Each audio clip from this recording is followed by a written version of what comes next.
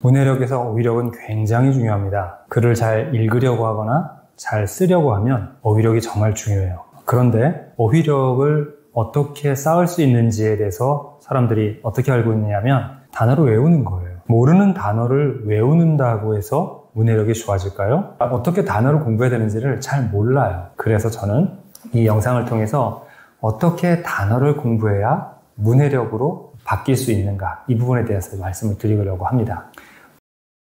첫 번째 이야기는 바로 여기 나와 있는 것처럼 인지과학적으로 학습하라 라고 얘기를 합니다. 왜 인지과학적으로 학습해야 되냐면 새로운 지식이 우리 머릿속에 들어와서 마치 내 손과 발인 것처럼 나의 생각과 같이 움직이게 하려면 새로운 지식이 머릿속에 안착될 수 있게끔 해주는 게 필요해요. 그건 바로 정보가 어떻게 사고로서 작동하게 만드는지에 대한 인지과학적 원리들을 따라서 학습을 해야 된다는 이야기입니다. 자, 한번 이걸 볼게요. 자, 여러분 이렇게 한번 보세요. 지금 이것은 한 단어의 뜻입니다. 여러분 읽다가 이 단어 뭐지? 이거 무슨 말이지? 이 글이 읽기 어려워. 이렇게 되신 적이 있나요? 그것보다는 그냥 글을 읽다 보니까 잘 이해가 안 되는데 분명히 여기 있는 단어들은 내가 다 아는 것 같아. 이러셨을 거예요. 우리는 그 단어가 가지고 있는 의미들을 별로 주목하지 않았어요. 대부분 본 적이 있고 내가 알고 있다고 생각하기 때문에 그 단어의 의미를 자세하게, 분명하게 알고 있지 못하는 경우가 많습니다. 그래서 우리는 단어를 분리를 해볼게요. 단어를 부르는 명칭과 뜻 두 개로 한번 구분해 볼게요. 사물이라는 단어가 있잖아요. 사물, 이게 명칭입니다. 우리는 저 단어를 저렇게 불러요. 그리고 사물이라고 써 있는 걸 보고서 마음속에서는 그 사물의 뜻이 마음속에 떠오르겠죠. 이번에는 저 뜻을 잘 알고 있는지 보세요. 사물이 생겨난 또는 사물이 생겨서 이루어지게 한 어떤 단어일까요? 의외로 이 단어를 못 맞추는 경우가 많이 있습니다. 뭔가 떠오르는 것들이 있으실 거예요. 그죠? 나중에 확인해 봤을 때 맞을 수도 있고 맞지 않을 수도 있습니다. 맞추셨으면 문제 없네? 그렇기엔 좀 성급한 거죠. 단어 하나뿐이니까요. 근데 이 단어 하나를 틀렸어. 그러면 확실히 심각한 거라고 볼 수 있습니다. 왜냐하면 이 단어는 어렵거나 귀하게 만날 수 있는 단어는 아니에요. 실제로 쓰는 것은 자주는 아닐 수도 있습니다. 지금 또는이라고 했으니까 이런 뜻도 되고 저런 뜻도 되는 단어입니다. 한쪽만 되는 게 아니에요. 한쪽만 되는 건 여러 가지가 있는데 여러분이 생각한 그 단어가 저렇게 양쪽으로 다 쓸 수 있는 단어인지 한번 생각해 보세요. 어떤 단어를 떠올렸어요. 그랬는데 이 단어가 지금 저기 화면에 나와 있는 것처럼 사물이 생겨남, 그리고 사물이 생겨서 이루어지게 함, 이 두 가지 뜻을 다 할 수 있는지, 그렇게 생각을 했더니 내가 생각한 단어는 두 가지 뜻으로 다 쓸 수가 있지가 않네, 이렇게 생각하셨다면 여러분은 방금 떠올린 단어를 읽으면서 두 가지 의미로 다 쓰일 수 있다라고 생각을 하셔서 문장을 그렇게 이해를 하시거나, 아니면 여러분이 지금 맞추지 못한 그 단어를 여러분이 떠올렸던 단어의 뜻으로 읽으셨거나,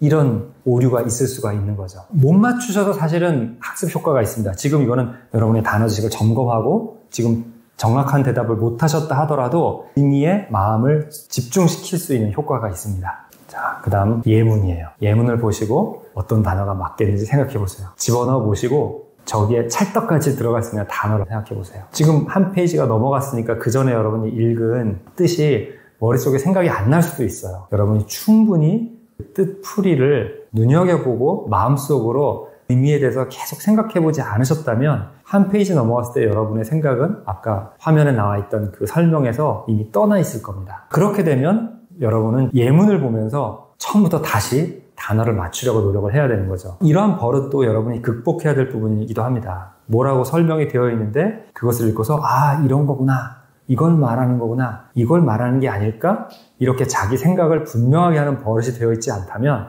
앞으로 단어를 학습하는데 어려움이 있고, 그리고 현재 여러분이 글을 읽는 게 약간 어려움이 있다, 이렇게 볼 수 있어요. 자, 어쨌든 문장의 의미를 잘 생각해 보시고 어떤 단어가 맞겠는지 여러 가지 대입을 해보세요.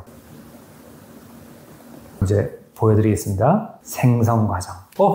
이거 발생이라고 해도 되지 않을까? 이렇게 말씀하시는 분도 있을 거예요. 태양계의 발생 과정. 그렇게 말할 수도 있죠. 근데 요 예문만 보고 얘기한 게 아니라 제가 아까 말씀드렸죠. 이게 발생하고 딱 맞을까요? 지금 발생하고 생성하고 두 가지가 나와 있잖아요. 자, 사물이 생겨남 또는 생겨서 이루어지게 함. 그래서 이렇게 봅시다. 어떤 일이나 사물이 생겨나. 이건 이제 다른 단어예요. 앞에 거랑 뭐가 다를까요? 생성하고, 생성은 사물이 생겨나거나 생겨나서 어떤 일이 이루어지게 함, 이렇게 돼 있잖아요. 자, 생성 다시 볼게요. 사물이 생겨서 이루어지게 함. 사물이 생겨서 뭔가를 이루어지게 한다라고 했잖아요. 아까 태양계가 만들어진 거죠. 즉 생성했다라는 건, 그게 뭐 제가 별에 대해서는 잘 모릅니다만 어떤 먼지 덩어리 같은 이런 그것들이 뭉쳐가지고 되고, 얘네들이 이렇게 모여가지고 태양이라는 그 중력 하에 이제 하나의 뭐랄까 집단이 된 거죠. 그렇게 돼서 태양계라는 게 이루어졌다라는 거죠.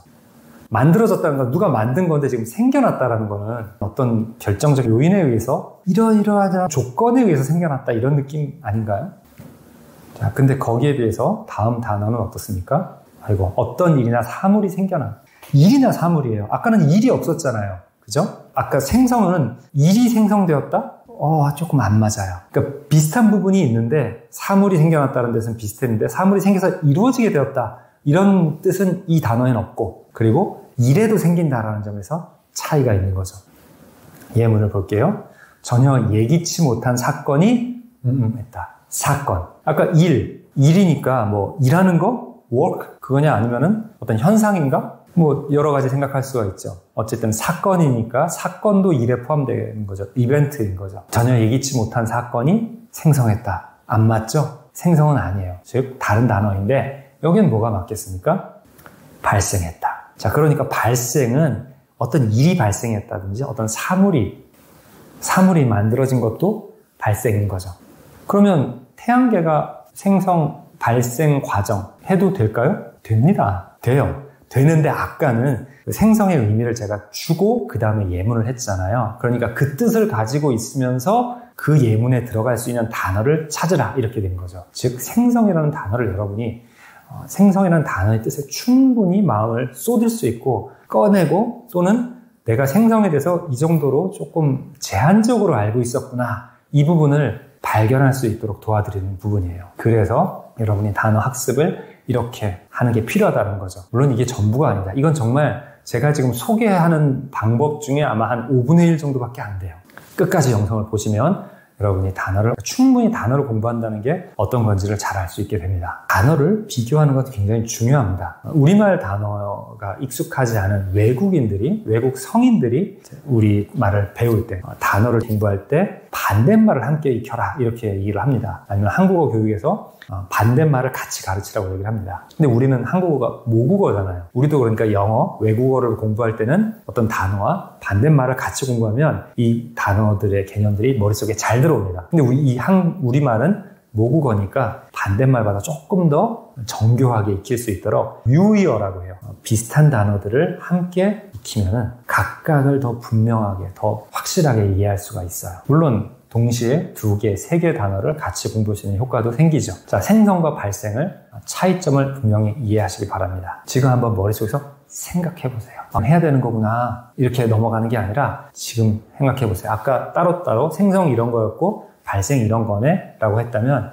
지금 생각하셔야 됩니다. 그래서 한번 정리를 해보는 것도 괜찮겠죠. 개념이라고 우리가 얘기하는데, 개념은 그냥 그것에 대해서만 알고 있는 게 아니에요. 단어의 개념이라고 얘기를 한다면 그 단어가 이웃의 지식들과 어떻게 연결되는지, 그러니까 이웃 단어와의 연결이라고 하기보다는 지금 여기 있는 것들, 즉 생성이라고 하는 것을 어떤 조건에 의해서 만들어진다, 이런 얘기를 했잖아요. 그럼 발생은 뭡니까? 발생도 어떤 원인이나 조건에 의해서 만들어진 거죠. 공통적으로 생성이든 발생이든 그게 만들어지게 만든 무언가가 있었던 거예요. 만약에 제작이라는 단어를 언급을 한다면 누군가가 만든 거죠. 자연이 만든 게 아니니까 누군가가 그것을 만드는 작업을 행한 사람이 있어요. 그리고 그 목적이 있고요, 의도가 있어요. 그래서 제작했으니까 제대로 성공적으로 제작이 됐으면 그쪽으로 쓰이겠죠. 또는 그게 쓰임으로 인해서 어떤 효과가 또 발생할 수도 있죠. 그런 일련에 연결되는 상황들이 있잖아요. 그것처럼 지금 이 생성, 발생도 무엇 때문에 생성되었다, 무엇 때문에 발생했다, 그리고 이 산물이 생성되는 거죠. 생성됨으로 인해서 그 결과로 나온 무언가가 있는 거죠.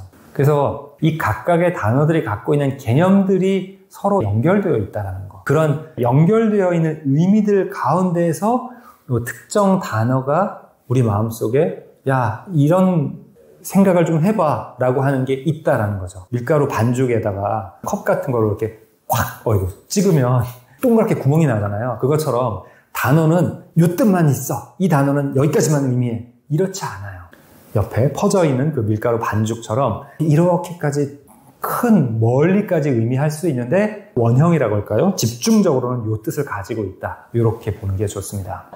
생성한다, 발생한다는 건 뭔가 생겨난 거예요. 하지만 무엇 때문에 생겨났다는 이런 확장된 의미도 있고 그 만들어져서 어떻게 됐다는 거지? 어떤 놈이 나타났다는 거지? 이런 생각까지 이어진다는 거. 그걸 같이 생각하시면 좋겠습니다. 두 번째로 필사적으로 학습하라. 자, 두 가지 의미가 있는데요. 제가 단어 학습을 이렇게 하라고 얘기했는데 상당히 번거롭거나 불편하죠. 자꾸 생각하라고 말씀을 드렸잖아요. 정말 열심히 하려고 하지 않으면 대충 보고 그냥 넘어가 버려요.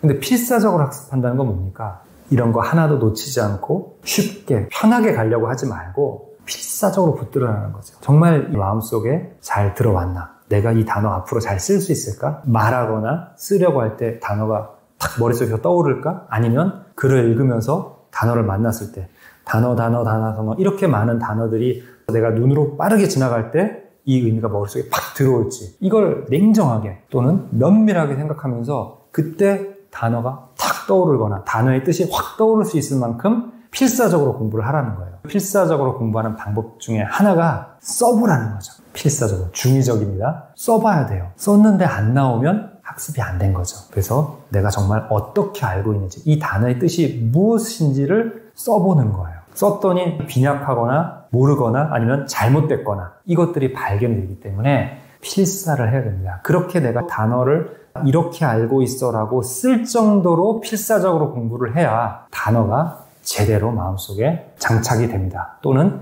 잘못 장착되어 있던 그 단어를 수정할 수 있게 됩니다. 필사, 써보세요. 필사는 그대로 옮겨 적는 건데 여러분의 마음속에 있는 것, 기억 속에 있는 것을 옮겨 적는다고 한번 생각해 보세요. 그래서 뭐 깔끔하게 한 문장으로 정리하는 게 아니라 좀 두서없이 이 말 저 말 하더라도 써보세요. 지금 이 말 듣고 쓰는 게 중요하구나 하지 말고 지금 쓰세요. 써보세요. 앞에서 나 생각 많이 했어. 아니에요. 지금 쓰세요.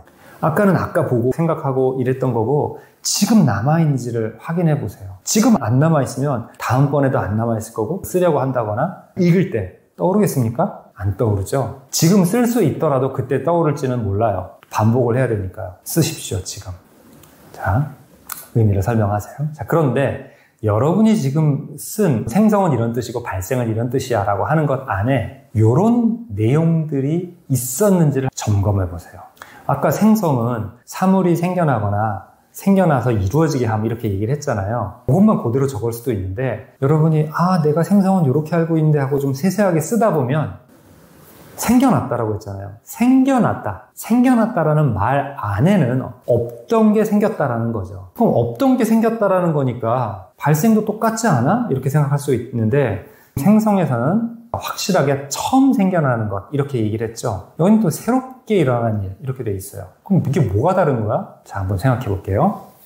태양계가 생성되었다라고 했는데 태양계가 생성되기 전에는 어땠을까요? 태양계가 없었어요. 우주에 태양계라는 게 없었습니다. 태양계라고 이름할 수 있는 그 천체들이 없었던 거죠. 다른 천체는 있었을 수 있죠. 생성은 그래서 태양계라고 하는 천체들이 처음 생겨난 거예요. 근데 사건이 발생했다라고 했을 때 그런 사건이 이 자리에서 누구에 의해서 생겨났는지는 처음이겠죠. 도난 사건이라는 글이 최초로 생긴 겁니까? 아니죠. 도난 사건은 여기저기도 있었어요. 근데 A가 B의 물건 C를 훔쳐가는 그 사건은 새로 일어난 거죠. 또 다른 새로운 것. 그런 것이 다른 겁니다. 그러니까 생성은 정말 이전에는 없었던 것들이에요. 이렇게 구분을 확실하게 해보시는 겁니다.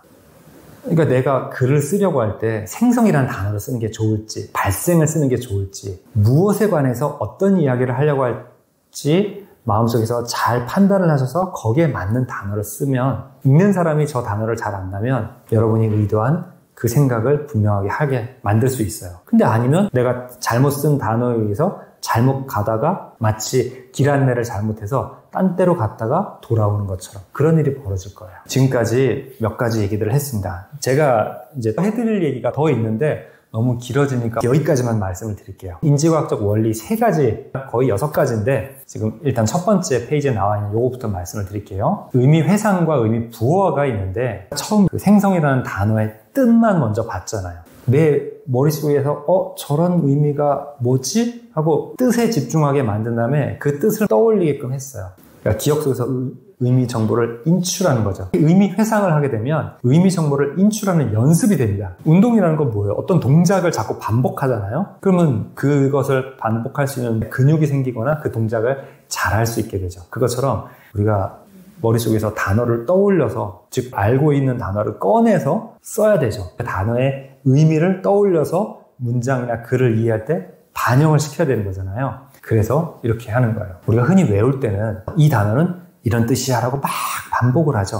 근데 뭔가를 외울 때 여러분들 내가 이거 잘 외웠나? 하고 이렇게 떠올려 보는 게 굉장히 좋은 연습이 되거든요. 그걸 안 하면 안 돼요. 그냥 무작정 보고만 있거나 반복해서 읽으면 그게 이제 부호화를 하기 위한 거지만 그냥 단순한 반복은 도움이 안 돼요. 그 부호화는 또 뭐냐면요. 지금 기존 단어 지식망성에 연결하는 과정이라고 얘기를 했는데 단어의 뜻은 하위 단어로 설명을 하잖아요. 즉 아까 생성을 얘기할 때 사물과 생겨난다, 이루어진다 이런 단어들로 설명을 했잖아요. 그러니까 그런 의미들의 연결을 통해서 요런 거를 합치면 그게 생성이야. 요렇게 마음속에서 짜임새 있는 의미 네트워크가 만들어져야 돼요. 그래서 아까 제가 단어를 볼 때 뜻풀이 되어 있는 그것들을 세세하게 생각을 해보라고 얘기를 했는데 그렇게 해서 뭐가 어떠하다는 얘기구나.